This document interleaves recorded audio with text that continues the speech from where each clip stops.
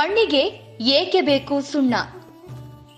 ಯಾವುದೇ ಕೃಷಿ ಮಾಡುವಾಗ ಮಣ್ಣಿನ ರಸಸಾರ ಅಂದರೆ pH ಬಹಳ ಮುಖ್ಯವಾಗುತ್ತದೆ.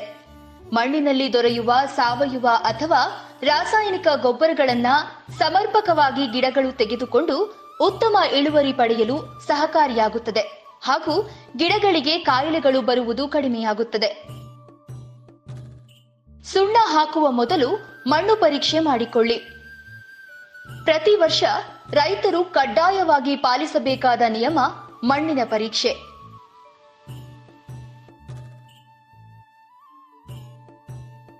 ಮಣ್ಣು ಪರೀಕ್ಷೆ ಮಾಡುವುದು ಹೇಗೆ? ಇತ್ತೀಚೆಗೆ ಹಲವು ವಿಧವಾದ ಮಣ್ಣು ಪರೀಕ್ಷೆ ಮಾಡುವ ಸಾಧನಗಳು ಬಂದಿವೆ. ಅದರಿಂದ ಮಣ್ಣಿನ ಪರೀಕ್ಷೆ ಸ್ವತಃ ರೈತರೇ ಮಾಡಿಕೊಳ್ಳಬಹುದು ಅಥವಾ ನಿಮ್ಮ ಸಮೀಪದ ಮಣ್ಣು ಪರೀಕ್ಷಾ ಕೇಂದ್ರಗಳಲ್ಲಿ ಮಾಡಿಸಿಕೊಳ್ಳಬಹುದು. ಸುಣ್ಣವನ್ನು ಎಷ್ಟು ಪ್ರಮಾಣದಲ್ಲಿ ಹಾಕಬೇಕು? pH ರಸಸಾರಗಳಿಗನುಸಾರವಾಗಿ ಸುಣ್ಣವನ್ನು ನೀಡಲೇಬೇಕು. ಸುಣ್ಣಗಳಲ್ಲಿ ಆಗುವ ಮೋಸಗಳೇನು? ಹಲವಾರು ಬಾರಿ ತೋಟಗಳಿಗೆ ಸುಣ್ಣವನ್ನು ನೀಡಿದರೂ ಸರಿಯಾಗಿ ಬಳಕೆಯಾಗುವುದಿಲ್ಲ.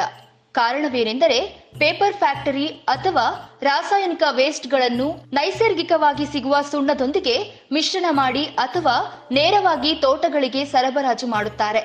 ಈ ರೀತಿಯಿಂದ ಪೇಪರ್ ತಯಾರಿಸಲು ಬೇಕಾದ ಇತರ ರಾಸಾಯನಿಕ ವಸ್ತುಗಳು ನಿಮ್ಮ ತೋಟದ ಮಣ್ಣಿಗೆ ಸೇರಿ ಅಡ್ಡ ಪರಿಣಾಮ ಬೀರಬಹುದು.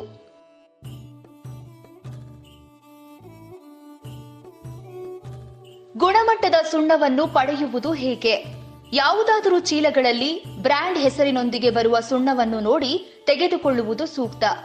ಈ ನಿಟ್ಟಿನಲ್ಲಿ ಇತ್ತೀಚೆಗೆ ಫ್ರಾನ್ಸ್ ದೇಶದ ಕ್ಯಾಲ್ಸಿಫೆರ್ಡ್ ಸಂಸ್ಥೆಯ ತಾಂತ್ರಿಕ ಸಹಾಯದಿಂದ ಮಿನ್ಶಕ್ತಿ ಎಂಬ ಹರಳು ರೂಪದ ಸುಣ್ಣವನ್ನು ಭಾರತದಲ್ಲಿ ಪ್ರಥಮ ಬಾರಿಗೆ ತಯಾರಿಸಿ ರೈತರಿಗೆ ನೀಡುತ್ತಿದ್ದಾರೆ. ಏನಿದು ಹರಳು ರೂಪದ ಸುಣ್ಣ?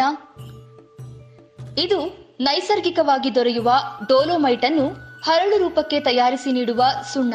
ಇದರಲ್ಲಿ ಮೆಗ್ನೀಷಿಯಂ ಅಂಶವೂ ಇರುತ್ತದೆ.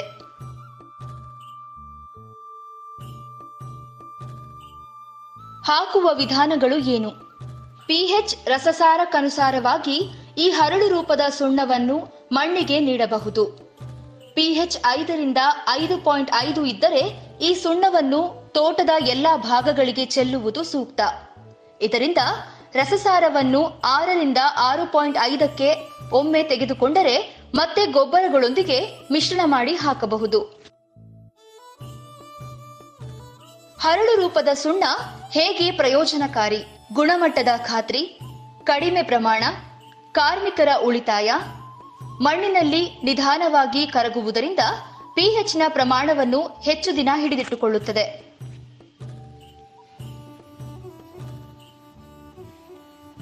ಹರಳು ರೂಪದ ಸುಣ್ಣ ಹಾಕುವ ಸರಿಯಾದ ಸಮಯ ಯಾವುದು?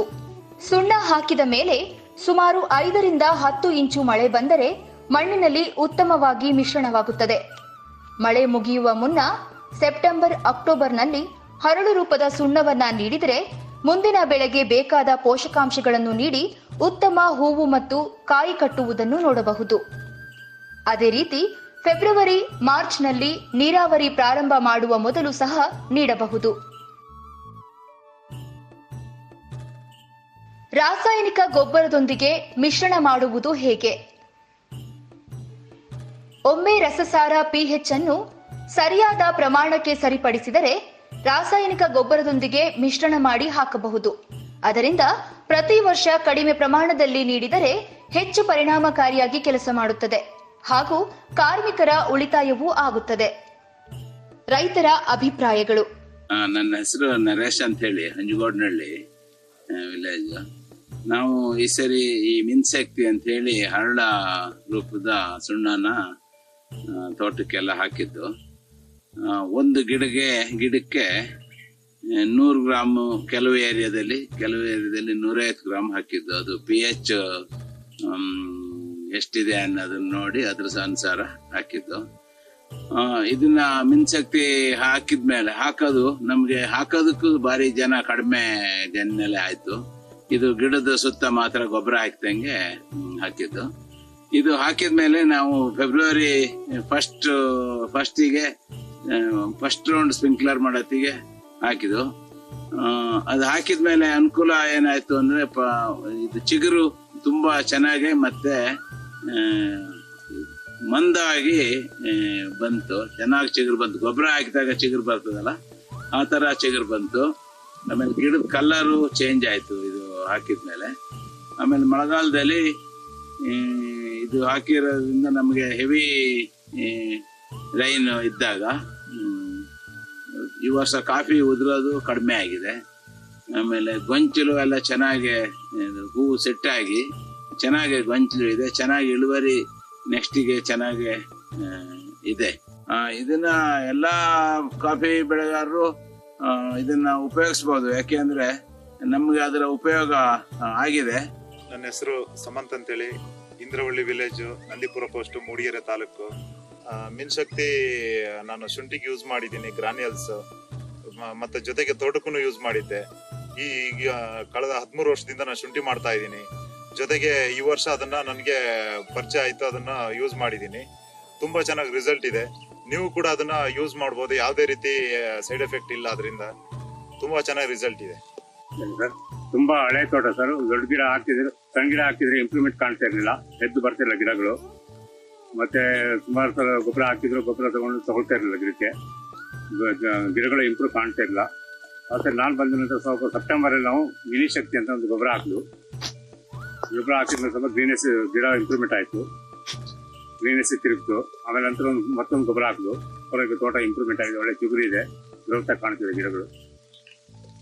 ನನ್ನ ಹೆಸರು ಉದಯ್ ಕುಮಾರ್ ಅಂತ ಹೇಳಿ ದೇವಲ್ಕೆರೆ ಗ್ರಾಮದಲ್ಲಿ ವಾಸವಾಗಿದ್ದೀನಿ. ಇದು ಹಿರಿಮಲ್ಲಿ ಸರ್ವೆ ನಂಬರ್ ಇಲ್ಲಿ ಇರೋ ತೋಟ. ಇದನ್ನ ನಾನು ಪ್ಲಾಂಟಿಂಗ್ ಮಾಡಿ 2 ವರ್ಷ 10 ತಿಂಗಳಾಗಿದೆ. ಅದರಲ್ಲಿ ಮಧ್ಯದಲ್ಲಿ ಸ್ವಲ್ಪ ಯೆಲ್ಲೋಯಿಶ್ ಎಲ್ಲ ಬಂದಿತ್ತು. ತೋಟಕ್ಕೆ ಹಾಕಿದ್ಮೇಲೆ ಸ್ವಲ್ಪ ಶಾಂಪಲ್ಲಿ ಒಂದು 2 ಎಕರೆ ಕಾಫಿ ತೋಟಕ್ಕೂ ಹಾಕಿದ್ದೀನಿ. ಕಾಫಿಗೂ ಒಳ್ಳೆ ರಿಸಲ್ಟ್ ಇದೆ. ಅದು ನಾನು ಈ ಸರಿ ಸುಣ್ಣನ ಹಾಕಿಲ್ಲ, ಪೂರ್ತಿ ಎಲ್ಲದಕ್ಕೂ ಇದನ್ನೇ ಉಪಯೋಗಿಸಿದ್ದೀನಿ. ನನಗಂತೂ ಫುಲ್ಲಿ ಸ್ಯಾಟಿಸ್ಫ್ಯಾಕ್ಷನ್.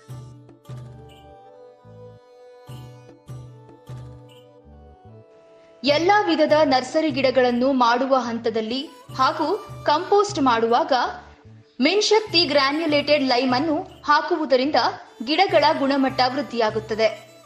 ಹೆಚ್ಚಿನ ಮಾಹಿತಿಗೆ ಸಂಪರ್ಕಿಸಿ